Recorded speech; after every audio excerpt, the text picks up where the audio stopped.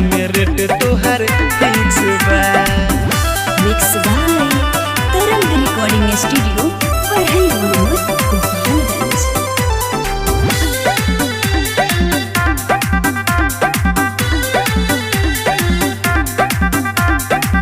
नहले बात उठावा हम चला तानी जाना बुझी हम गुस्सा में बात करो तानी हरी हरे देखा के लाला चावते बाड़ू बोला कवना तूरे तो में बोलावते बाड़ू।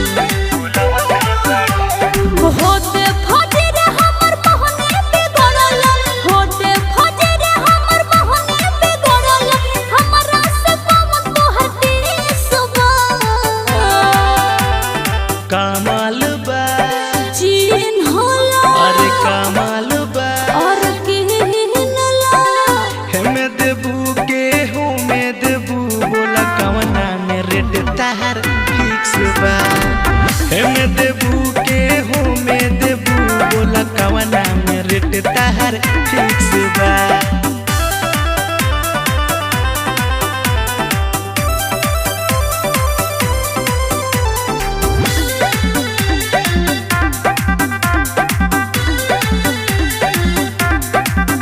माल अफरोज खाली खोजे ले ताजा सोने पूछो बिके से तबे आए मजा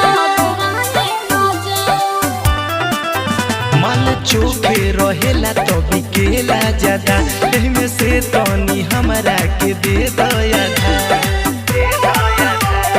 राजन सतेंद्र बतिया के मानो राजन सतेंद्र बतिया के मानो हमरो समान एक पीस बा कमाल बा चीन होला अरे कमाल बा और किनला हमें देबू के हो में देबू बोला कवना में रेट तोहर फिक्स बा। हमें देबू के हो में देबू बोला कवना में डिफर तोहर सिक्स बा। अरे बताओ ना।